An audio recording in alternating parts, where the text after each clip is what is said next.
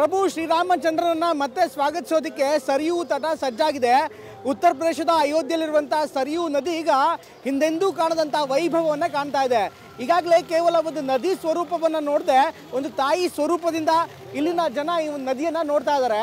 ಅದರಲ್ಲೂ ರಾಮಚಂದ್ರ ತನ್ನ ಕೊನೆಯ ಅವತಾರವನ್ನು ಬಿಟ್ಟಿದ್ದು ಇದೇ ನದಿಯಲ್ಲಾದರೂ ಕೂಡ ಇನ್ನು ಹುಟ್ಟಿದ್ದು ಬೆಳೆದಿದ್ದು ಕೂಡ ಇದೇ ನದಿಯಲ್ಲಿ ಅನ್ನುವಂಥದ್ದು ಒಂದು ವಿಶೇಷವಾದಂಥ ನಂಬಿಕೆ. ಹೀಗಾಗಿ ಪ್ರತಿಯೊಬ್ಬ ಅಯೋಧ್ಯೆಯ ನಿವಾಸಿ ಜೊತೆಗೆ ಇಲ್ಲಿ ಬರುವಂಥ ಪ್ರತಿಯೊಬ್ಬ ರಾಮ ಭಕ್ತನೂ ಕೂಡ ಈ ಸರಿಯೂ ನದಿಯ ತಟಕ್ಕೆ ಬಂದು ಕೆಲ ಹೊತ್ತು ಈ ಸರಿಯೂ ನದಿಯಲ್ಲಿ ನಿಂತು ಇದೇ ಸರಿಯೂ ನದಿಯಲ್ಲಿ ಮಿಂದು ಒಂದು ವಿಶೇಷವಾದಂಥ ಅನುಭೂತಿಯನ್ನು ಪಡಿತಾನೆ.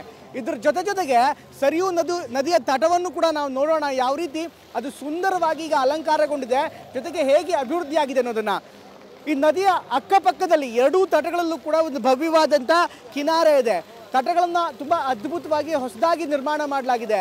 ಈ ನದಿಯ ತಟದಲ್ಲಿ ಅನೇಕ ಮಂದಿರಗಳಿವೆ.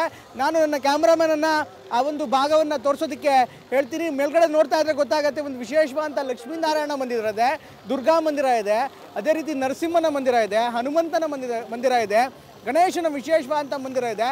ಈ ತಟದ ತುಂಬೆಲ್ಲ ವಿಶೇಷವಾದಂಥ ಮಂದಿರ ಕೂಡ ಇದೆ. ಈ ಒಂದು ಮಂದಿರಗಳೇನಿದೆ, ಈ ಒಂದು ತಟ ಏನಿದೆ, ಇದೆಲ್ಲದಕ್ಕೂ ಕೂಡ ಲೈಟಿಂಗನ್ನು ಮಾಡಲಾಗಿದೆ. ಸಂಜೆ ಹೊತ್ತು ಸುಮಾರು 7 ರಿಂದ 8 ಗಂಟೆ ಅಥವಾ 8:30 ನಂತರ ಒಂದು ಲೇಸರ್ ಶೋ ಕೂಡ ನಡೆಯುತ್ತೆ. ಈ ಲೇಸರ್ ಶೋನಲ್ಲಿ ಸಂಪೂರ್ಣ ರಾಮನ ಕಥೆಯನ್ನು, ರಾಮಚರಿತೆಯನ್ನು, ರಾಮಾಯಣವನ್ನು ಬಿಂಬಿಸಲಾಗುತ್ತೆ.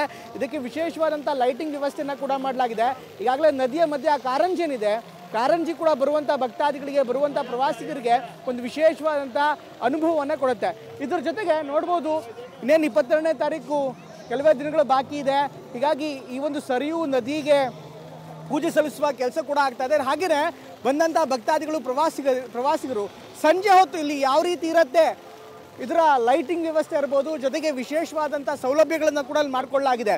ಕೆಲವರಿಗೆ ಇಲ್ಲಿ ನಿಂತು ನೋಡೋದಾದ್ರೆ, ಮತ್ತೆ ಕೆಲವರು ಈಗಾಗಲೇ ರಂಗೋಲಿಗಳನ್ನು ನೋಡ್ತೀರಿ, ಯಾವ ರೀತಿ ರಂಗೋಲಿಗಳನ್ನು ಇಲ್ಲಿ ಬಿಡಿಸಲಾಗ್ತಾ ಇದೆ. ರಾಮ ಮಂದಿರದ ರಂಗೋಲಿ ಇದೆ, ರಾಮನಿಗೆ ಸಂಬಂಧಪಟ್ಟಂಥ ರಂಗೋಲಿ ಇದೆ.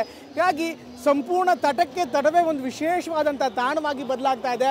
ಬರುವಂಥ ಪ್ರವಾಸಿಗರು ಕೂಡ ಒಂದು ವಿಶೇಷ ಸ್ಥಳವಾಗಿದೆ, ಅವರನ್ನು ಕೂಡ ಚುಂಬಕದಂತೆ ಸೆಳಿತಾ ಇದೆ. ಒಟ್ಟಿನಲ್ಲಿ ಈ ಸರಿಯೂ ತಟ ಏನಿದೆ, ಹಿಂದೆಂದಿಗಿಂತಲೂ ಕೂಡ ಅದ್ಭುತವಾದಂಥ ಸ್ಥಳವಾಗಿ ಈಗ ಮಾರ್ಪಾಡ್ಪಟ್ಟಿದೆ. ಕ್ಯಾಮ್ರಾಮನ್ ನರೇಶ್ ಜೊತೆ ಪ್ರಮೋದ್, TV9 ಅಯೋಧ್ಯೆ.